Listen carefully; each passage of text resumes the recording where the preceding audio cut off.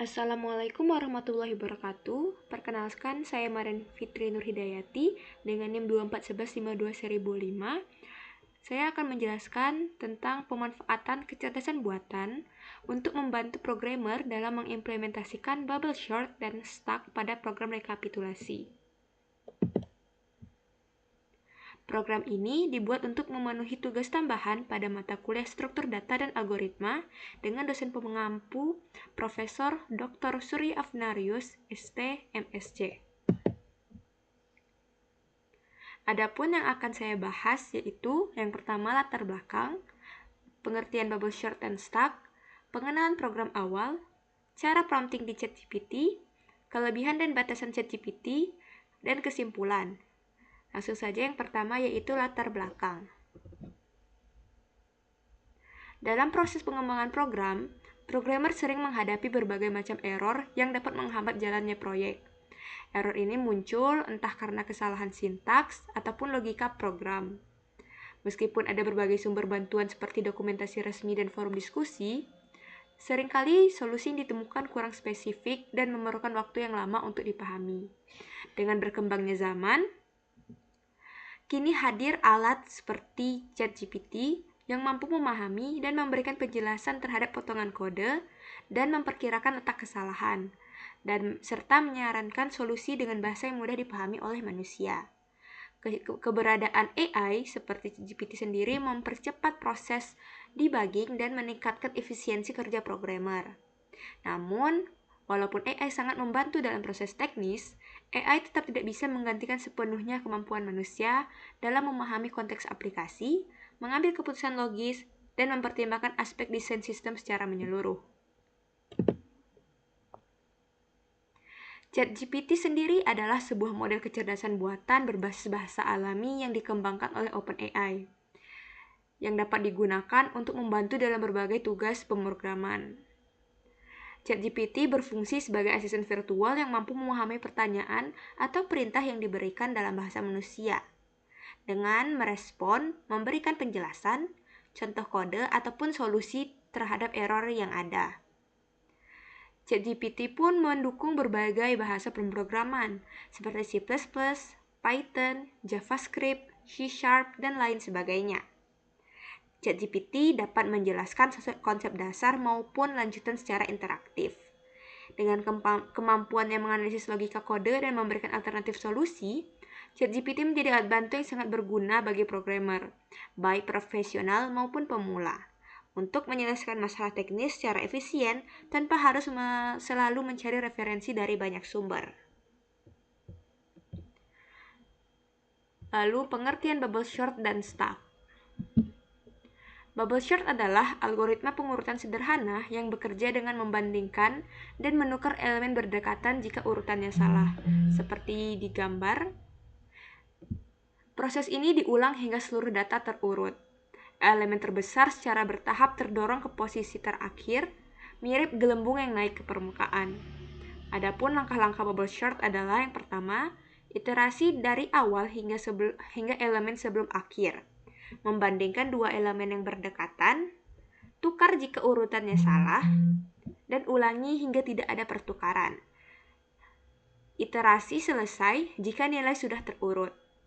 Kelebihan bubble sort yaitu mudah dipahami dan diimplementasikan, dapat mendeteksi jika nilai sudah terurut. Kekurangannya tidak efisien untuk data besar. Lalu stack. Stack adalah struktur data linear yang menerapkan prinsip last in first out, di mana data yang terakhir yang dimasukkan, data itu yang akan pertama kali yang dikeluarkan.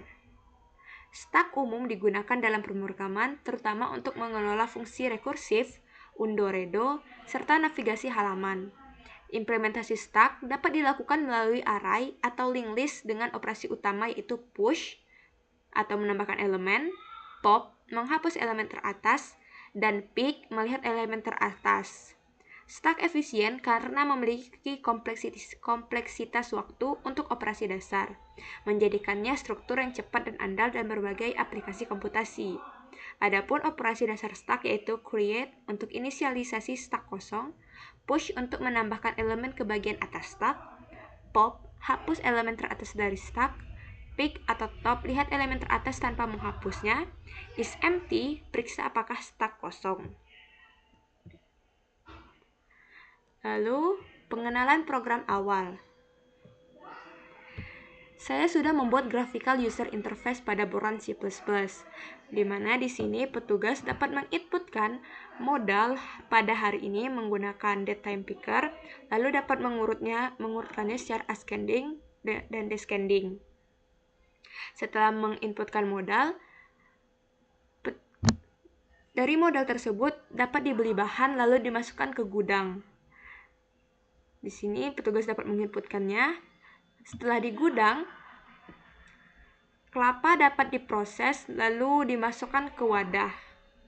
Setelah di wadah, kelapa dapat diproses lagi menjadi kelapa parut sehingga dapat diperjualbelikan.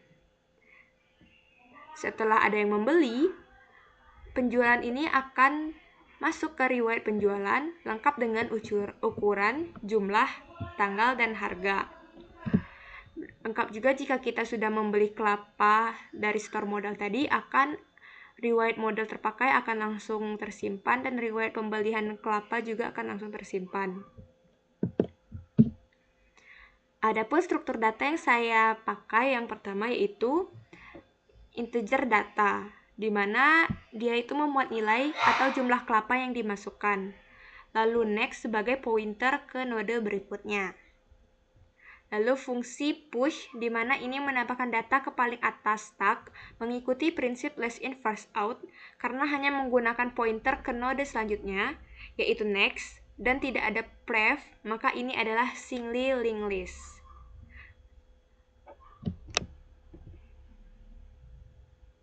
Lalu cara prompting di ChatGPT. Di sini, cara saya memprompt di ChatGPT adalah dengan memberikan gambar graphical user interface. Saya upload per group box.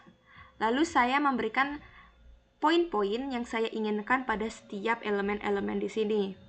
Dan sebagai berikut, saya mau pada GUI ini edit 2 sebagai tempat untuk mengambil stok kelapa yang ada di list box 2 dan menggunakan link list stack. Button masukkan sebagai tombol untuk memindahkan inputan dari edit 2 ke listbox 3. Lalu listbox 3 sebagai tempat untuk menampilkan hasil inputan dan listbox 4 sebagai tempat total dari semua inputan. Berikan saya kodigannya per button atau listbox. Setelah kita mengirim itu ke ChatGPT, ChatGPT akan langsung memberikan tujuan, komponen, dan kode lengkapnya. Ini juga sebagai contoh,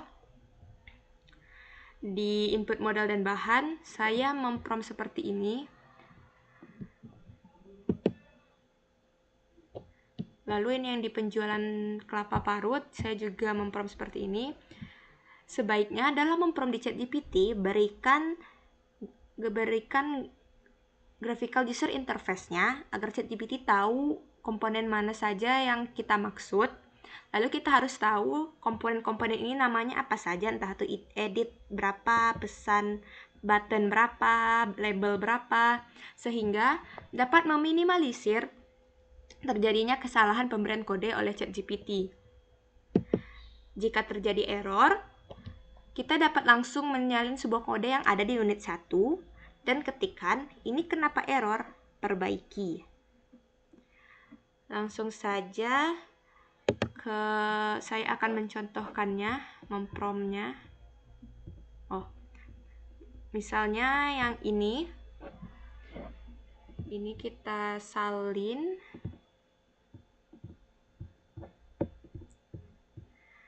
kita upload gambarnya.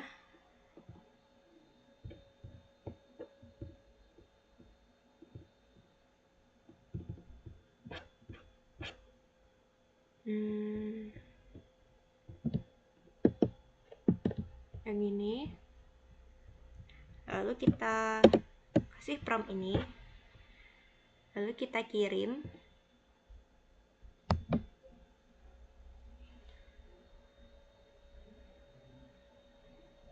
Nah, di sini ChatGPT akan memberikan kode per button dan per bagian agar kita lebih mudah memahami di mana tempat-tempat kita menyalin semua kode-kode ini. Seperti ini, di button masukkan, ini button 2 klik, kita tinggal menyalinnya saja ke Borland C++ kita. Dan dia akan juga memberikan daftar komponen yang digunakan. Langsung saja kita salin. Salinnya bisa menggunakan fitur dari ChatGPT-nya langsung, ataupun seperti ini. Tapi, dalam menyalin kode dari ChatGPT, kita harus menyalinnya dari sini ke sini. Kenapa kita tidak salin dari awal, dari sini ke sini? Karena di Borland C++ sudah terdapat void Pascal ini, sehingga kita tinggal menyalin ini saja, atau cukup dari sini saja. Karena di Borland juga biasanya sudah ada tanda kurung kurawal seperti ini. Langsung saja kita salin.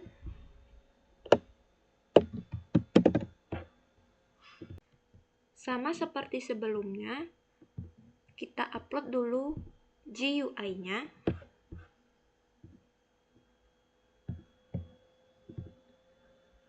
Lalu kita berikan rincikan apa yang kita inginkan dari komponen-komponen ini secara detail dan lengkap, sehingga ChatGPT tidak memberikan kode yang salah.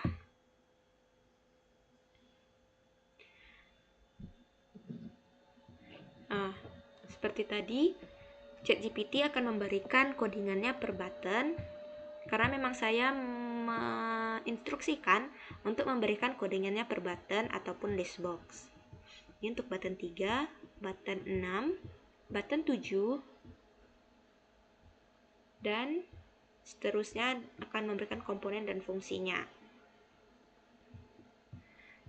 Lanjut, kita prompt lagi yang tadi. Nih. Lalu dari sini.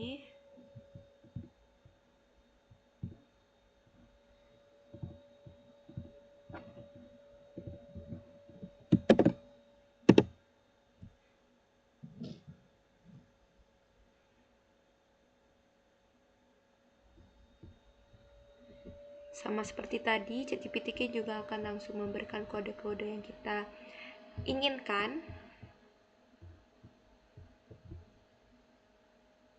Dan penjelasan fungsi komponennya. ChatGPT pun biasanya juga akan memberikan saran untuk validasi stok, riwayat pesanan, ataupun pengurangan stok untuk program kita. Langsung saja disalin.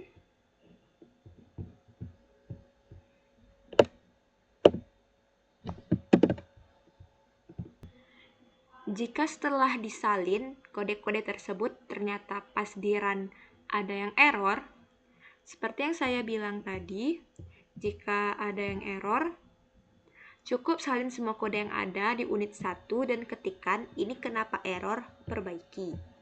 Ini saya sudah menyalin kode di unit 1, unit 1.h. Salin semua kodenya, cukup Ctrl A, Ctrl C, lalu tempel di ChatGPT. Lalu berikan prompt, ini kenapa error, perbaiki. ChatGPT akan langsung memberikan masalah-masalahnya dan memberikan penjelasan kenapa bisa error. Lalu, dia akan memberikan solusinya langkah demi langkah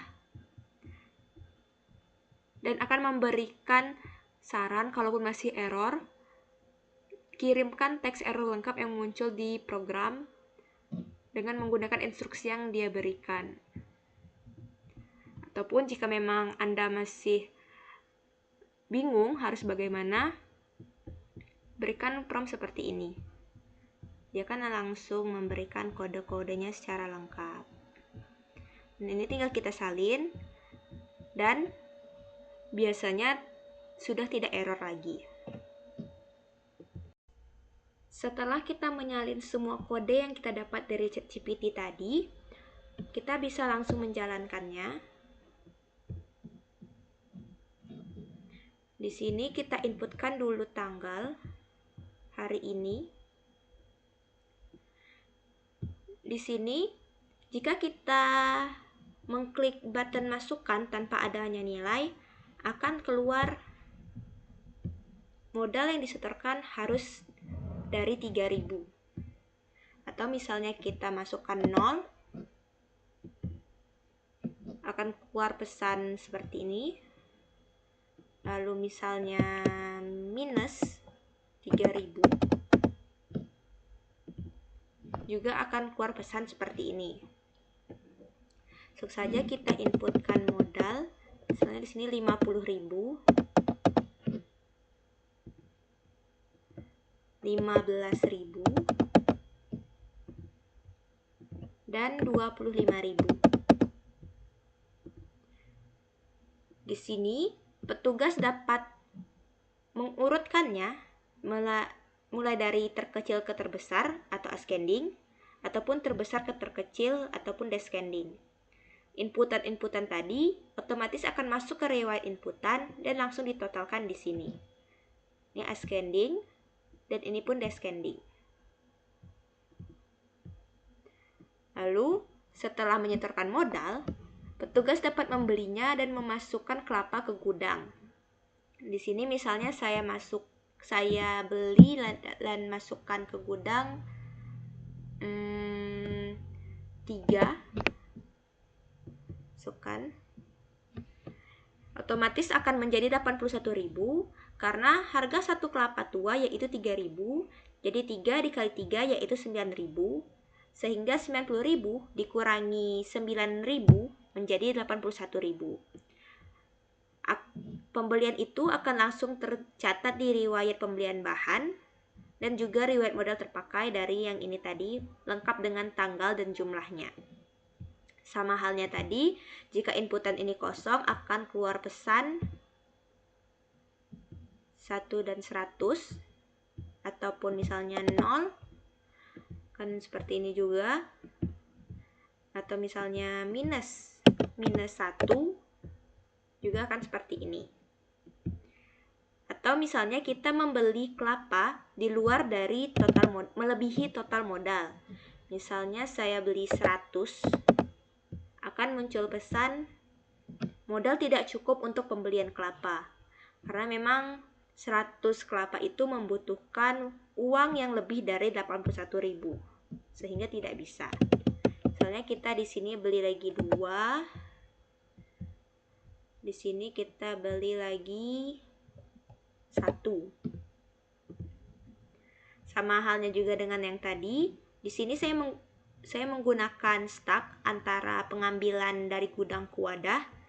Jadi ketika kita menginputkan nilai yang melebihi dari 1, dia akan misalnya kita inputkan 2, dia akan ambil nilai dari 2 ini sehingga menjadi 1 dan 3 nantinya.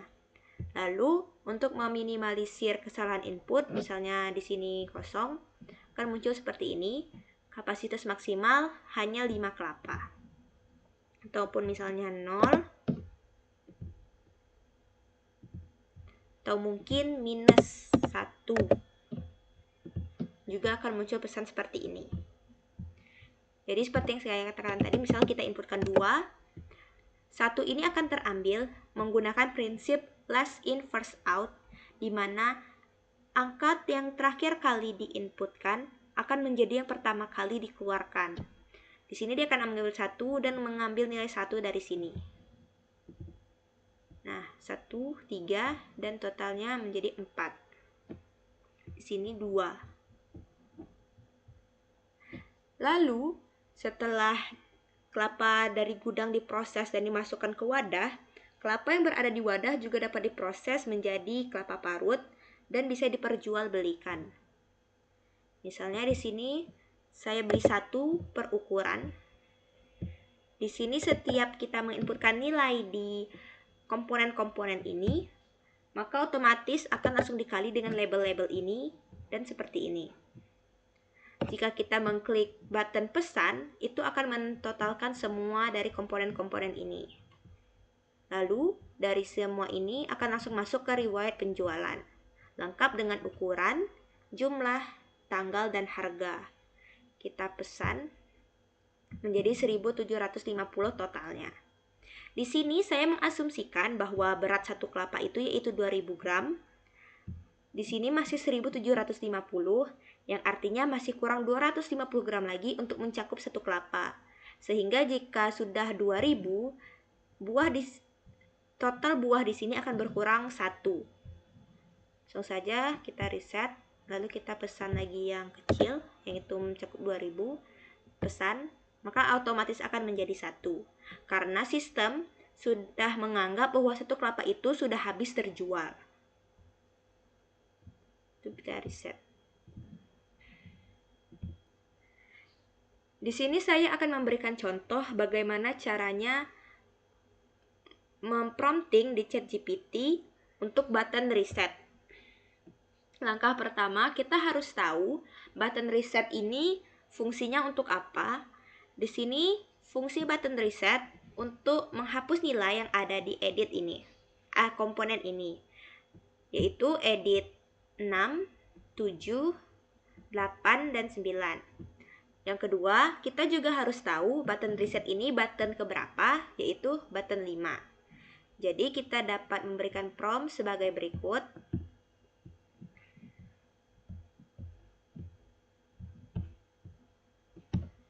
Berikan saya codingan button 5 atau reset. Tombol ini berfungsi untuk menghapus nilai yang ada di edit 6, 7, 8, dan 9. Langsung saja kita kirim.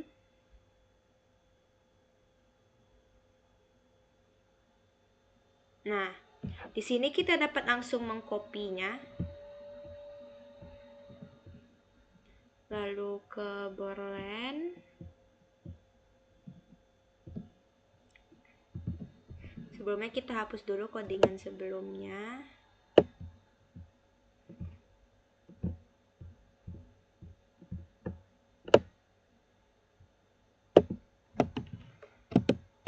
Nah, kita dapat langsung Ctrl V. Ini akan error. Kenapa? Karena terjadi duplikasi di sini. Langsung saja dijalankan error karena memang terdapat duplikasi di sini dan di kurung kurawalnya. Sehingga untuk mengatasinya kita cukup menghapus salah satunya.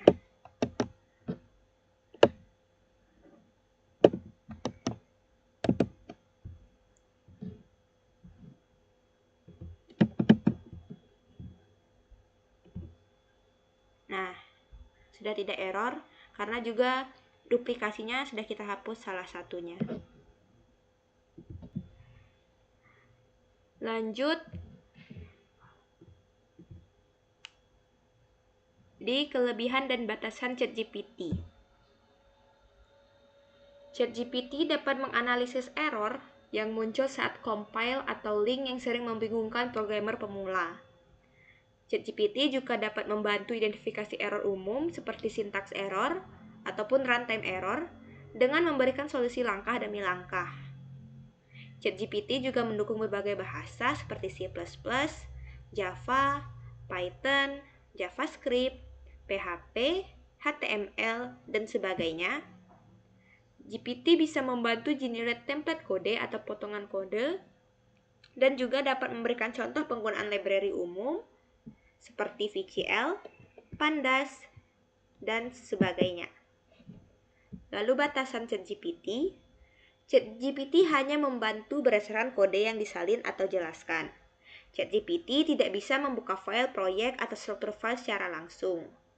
Jika penjelasannya kurang detail dan tidak lengkap, ChatGPT bisa salah dalam memberikan solusi. Itulah kenapa tadi saya menyarankan untuk menguploadkan graphical user interface dan merincikan apa yang kita mau menggunakan poin-poin.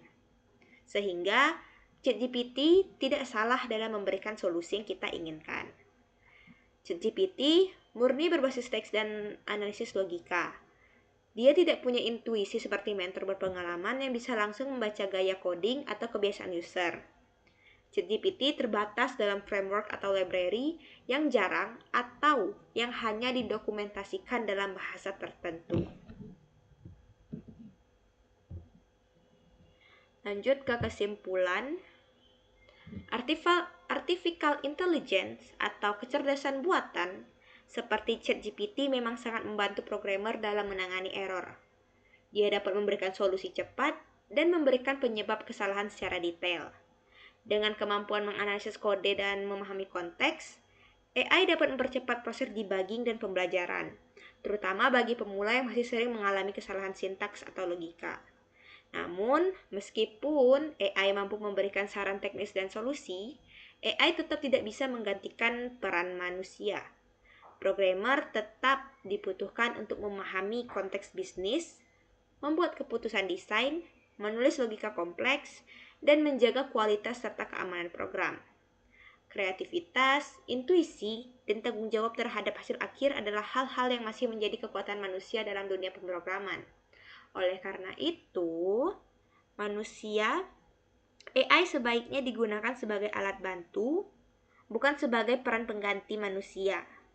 Kombinasi antara kecerdasan buatan dan kecerdasan manusia akan menghasilkan proses pengembangan perangkat lunak yang lebih efektif dan efisien. Sekian presentasi dari saya tutup. Wassalamualaikum warahmatullahi wabarakatuh.